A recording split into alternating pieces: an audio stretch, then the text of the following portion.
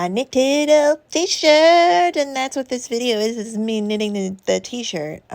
It's the Tolsta Tee by the Crab Bear. That's the pattern I used, and then I kind of went a little bit rogue. I wanted it to be a scrap, like busting, stash busting, whatever. Like, I didn't want to buy any yarn for this, okay? So I ended up using 2 different brands of yarn that came back to bite me in the ass later, but I'll get into that in a second. For now, I was just finishing up the base pattern, and I decided this is too neutral for me, which is rich because I decided to make this a neutral project. Like, that was the whole point of I don't have any neutrals. Never mind, I guess, because I cannot stay on script to save my life. Instead, I decided, you know what this needs? This needs a giant tomato out of more scrap yarn. That's right. I made my own chart and everything, which I guess I could upload to my Etsy if anybody wants it. But why don't you wait and see how big this turned out first? Because I truly, madly, deeply do not know who else would want a tomato of this size on their clothing. But by the time I realized how big it was going to be, which was honestly right around here,